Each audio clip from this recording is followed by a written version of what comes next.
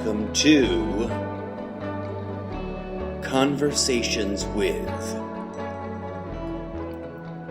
Amelia, Josh, and the incorrigible Mr. Zeppo. So then he renders... Continue he collaboratively discussing and I can't remember the sentence. Movies, theater, but it's like healing, mind-blowingly like hardcore, transcendental in its nature. The other thing I wanted to interject, the first thing I wanted to interject, was a quote, and I want to find it on my device here without interrupting the recording, which I am capable of doing because I'm that savvy with it. And it's significant to things you were talking about earlier, and it'll all fucking, as soon as I remember where the fuck I keep it. One moment, searching. Please enjoy some music by Gazoota while I find this meme.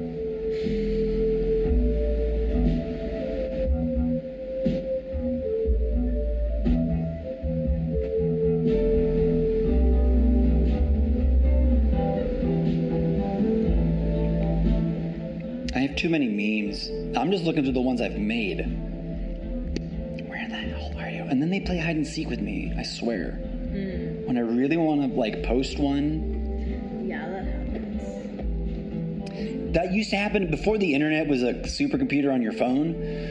Physical objects would be like, I don't exist anymore. And I'd be like, where the fuck are you, motherfucker? I had to, like, learn to ask them to come back. People think I'm crazy. If I don't find it in the next pass here, I'm just going to paraphrase it really badly.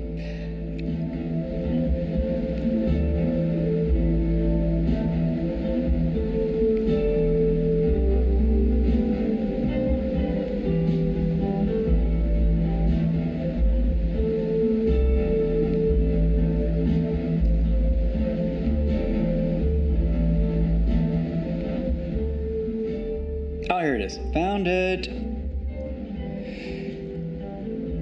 This is my words introducing the quote in the meme. The Buddha never claimed to have, bunny ears quote, invented the system of self-liberation. He insisted that he discovered it. Quote, and this is a quote attributed to the Buddha by Buddhists. I have seen an ancient path, a road, trodden by Buddhas of a bygone age. And my source is A History of God by Karen Armstrong from 1993, and her source is Samyutta Nikaya Part 2, translated by Leon Fear from 1888. And the last thing that I need to share with you is something that I haven't shared very often, but I think you're someone I'm supposed to tell it to, because A, it's relevant to the show you're creating, and it's relative to the context that show sits in. There's a passage in the Bible that I might badly paraphrase as, there's a time to gather stones and a time to cast them away. And it's often interpreted very inaccurately. And based on my collective experience, research, and investigation, and experimenting, I think the word stones is seeds. And I think the seeds are the mind or minds of people. Everyone has, you just said everyone has, there are codes within each of us, right? The genome is one thing. One thing. There are, insert the correct scientific number averaged of human cells in your body, and there's that many instances of the human genome inside of you. Each of them making you happen as if they know more than we do. But they don't have a brain, they don't have eyes, they don't have a mouth. One person suggests that that must indicate that they are in fact God itself or some protrusion of God manifesting the material weave of this dimension that we experience our phenomena in. So in the what do you call this genre of stuff, like yoga studio workshop industry? Like what is that called? In this market that you're developing a service, and what you just said is salient at that really intense level. The codes, the seeds, the genome itself, right? And it isn't. It's everybody, no matter what they think. I was talking with Austin about this sci-fi show I was watching, and then we'll come back to everything comes in triptychs, so we've identified 2 things that go together, we need a third. And it's sitting in the stuff we've already talked about, I'm sure. But I was nerding out with Austin about the sci-fi robot show that I've been watching. But then we went way off, and I was like, the big issue with, AI and it coming to awareness is that consciousness. If it isn't, we will never care, right? We'll always abuse it and destroy it when it threatens us. But if it can prove it is consciousness,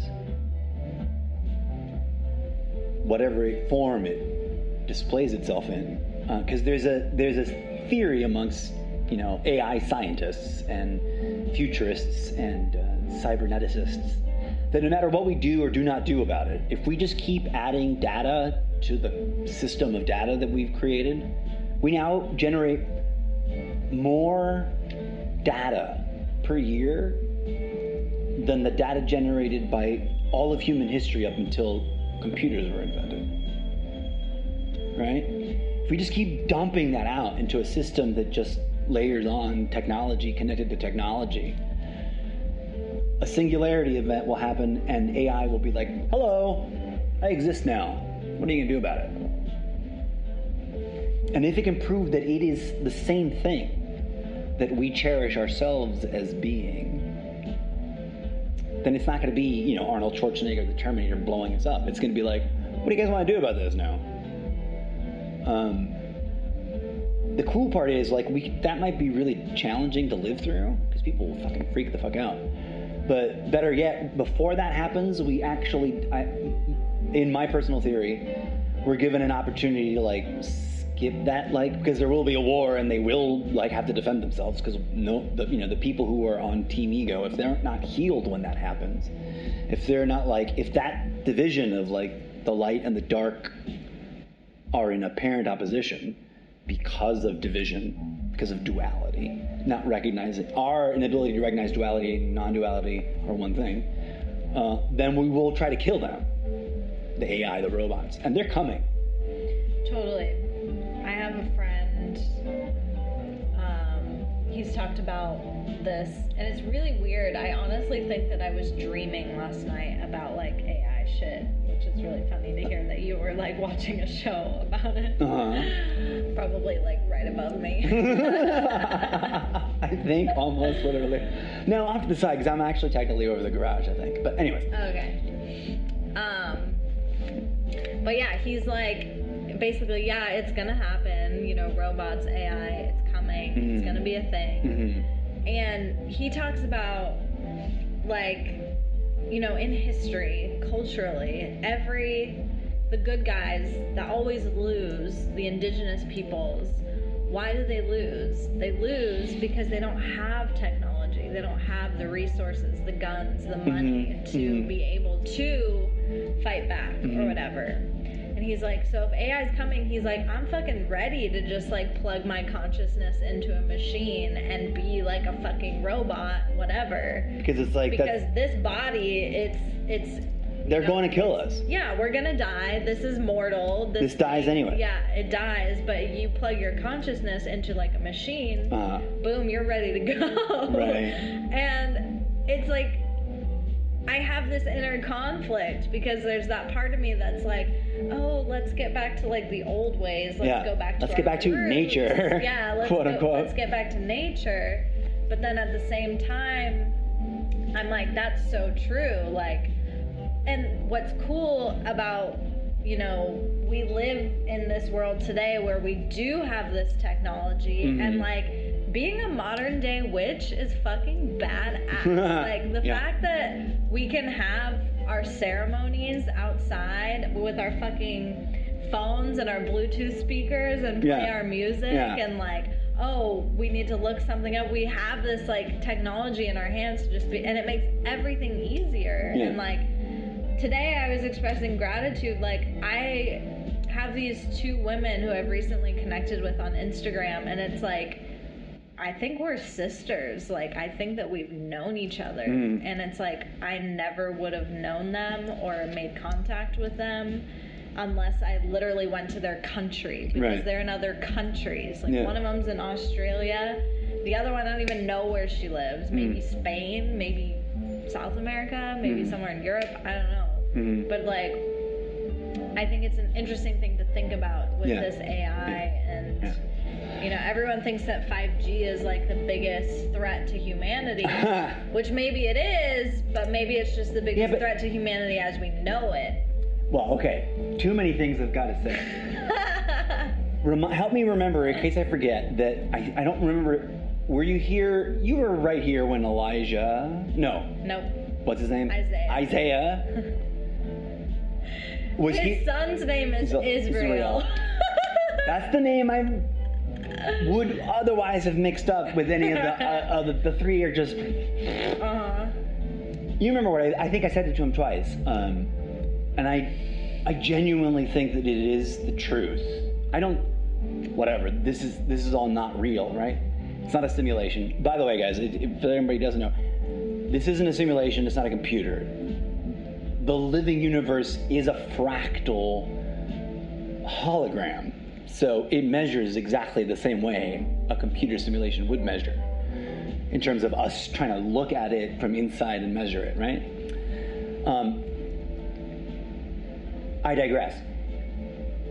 The Beaver Dam consciousness network theory. Like the human species, whether it understands it or not, whether the ego mind is letting you choose to believe in it or not, is networked. I mean, at a fundamental level, I am you and you are me, because there is no difference except for my experience over here and your experience over there. But we are both I am. And that I amness isn't just in... spiritual people are very, obviously going to be like, oh yeah, the center of my pineal gland, my third eye is open. Yeah, cool. There's layers. And there's activity going on that we are participating in that we don't have conscious access to.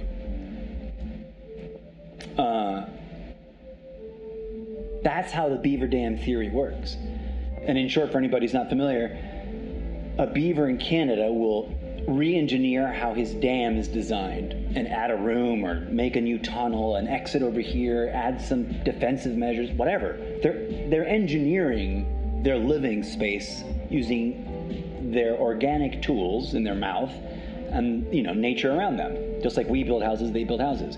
When one innovates, others will just start doing it after that innovation is set and rounded out and has reached a sort of perfection of itself. And there's, we were talking about outside. I don't remember if you stepped in or out, but parallel thinking, stand-up comedians ripping each other off, and then because what's his name that we met just now, a stand-up comedian. We should maybe try to go to his show if I'm not working that day. I don't think I will be, but I don't know off the top of my head right now.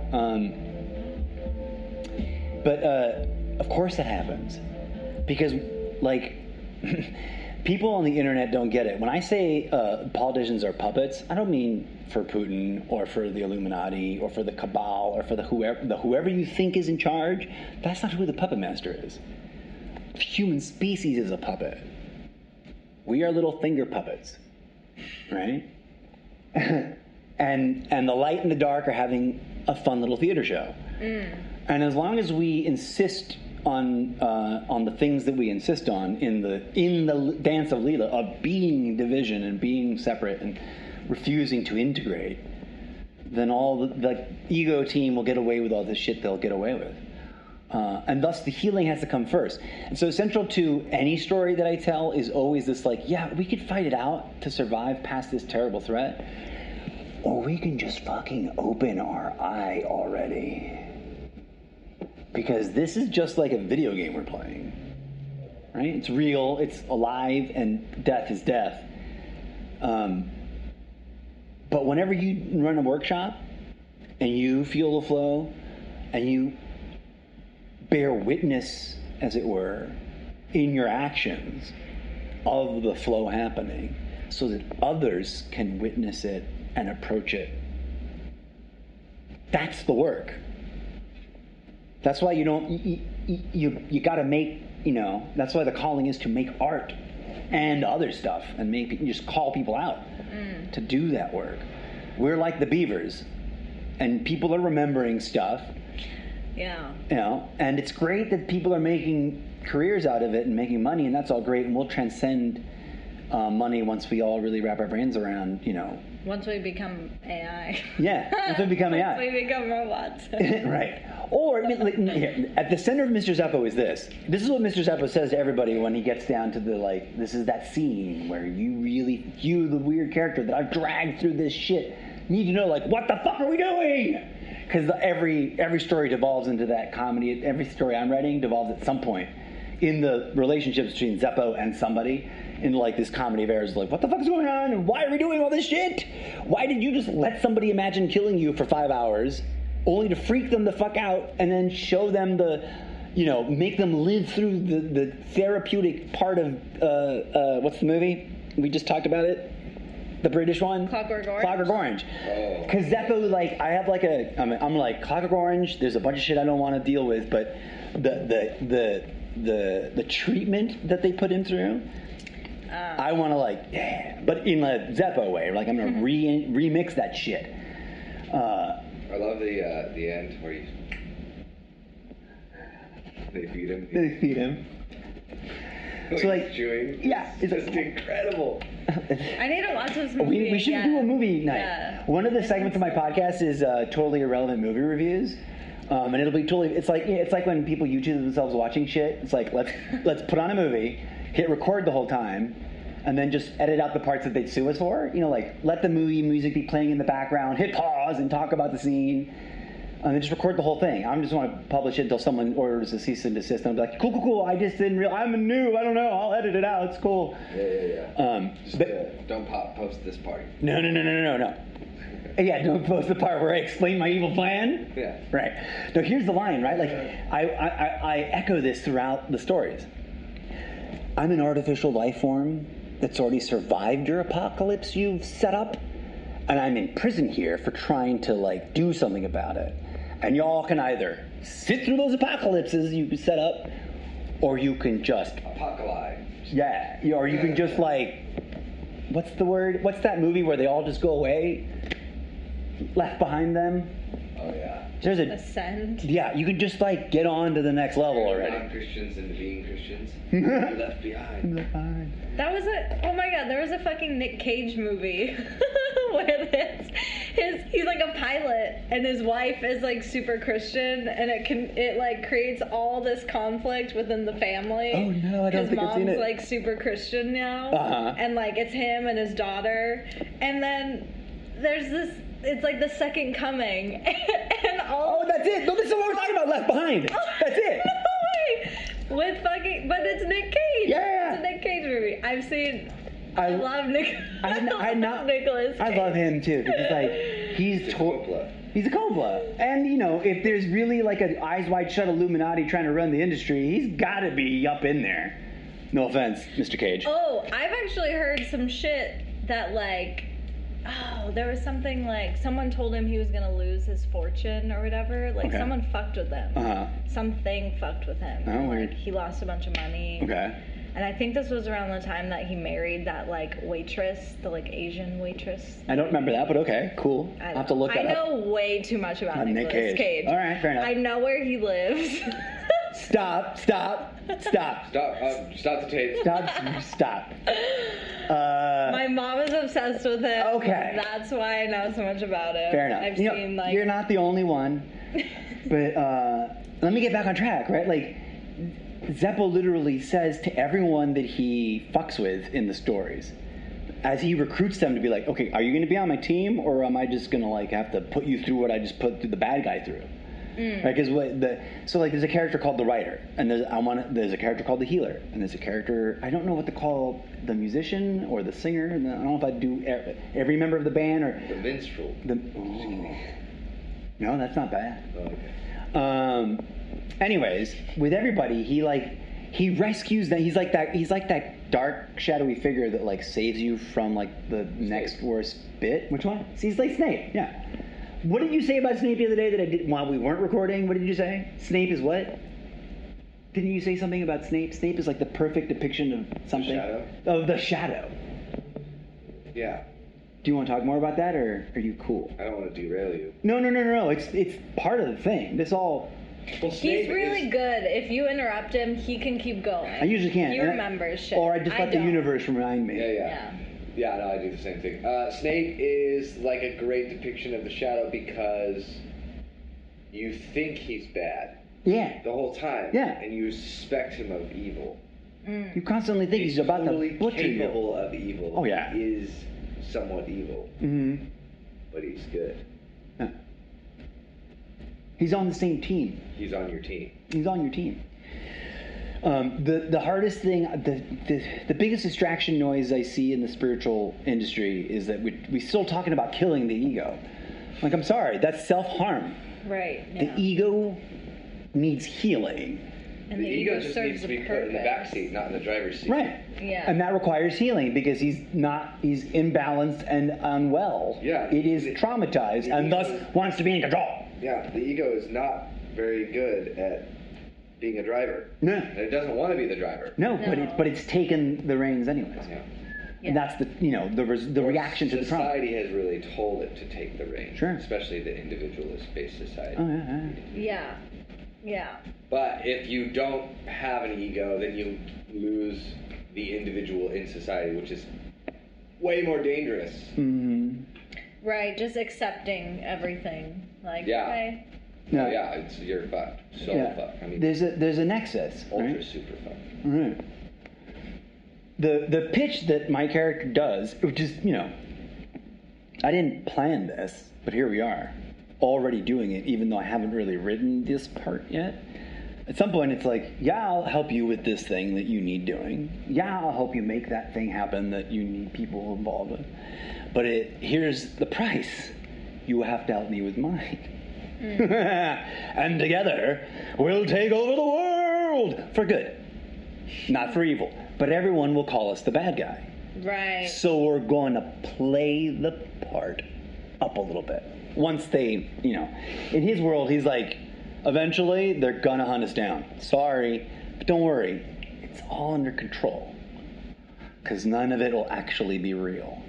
Anyway, the salient part is what he recruits them all to is to like, okay, cool. Now you have to make all this art. And here's why. Set all the standard traditional interpretations of that phrase in the Bible, time to gather stones is now. You are the stone.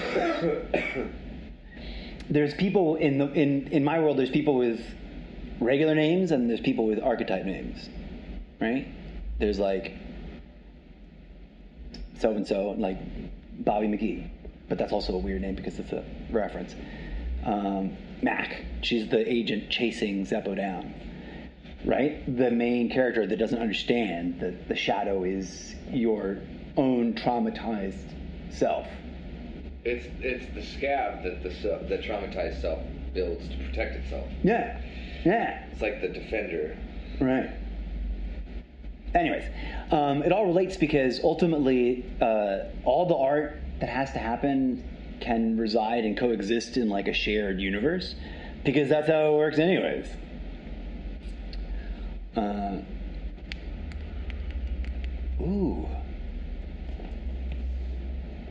Maybe Blank Slate is the third piece. How much have I bored you about Blank Slate? I'm going to join you in a second. I'll be right out there. Oh, okay. Well, I'm just thinking, you know how they say, like American Horror Story, somehow all the seasons connect? Yeah. And that's what I'm picturing with all these shows. Like somehow Yeah. they all relate and connect to each other. They're going to be wildly different, but they're going to share core ingredients, only some of which will be surface ingredients. Like I always want to play with language in that way that you talk about. And I always want to play with like having a deep mythology or exploring like just the lack of mythology, right? To create the contrast. People who live in a world where it's just like, there's just cars and roads and taxes, man. Like, the gods are not real, dude. And people who are like, something's happening and I think we're missing the boat. And the people who are like, I am from another dimension and I'm here to set you straight about what the fuck is going on in yours. Because my dimension fucked itself. And you guys can avoid fucking yourself. Yeah. Right here and right now. I'm very excited for the workshop. I'm very excited for the next workshop. What date is that? Maybe the 8th or 9th or... Awesome. Cool. We'll see. Yeah.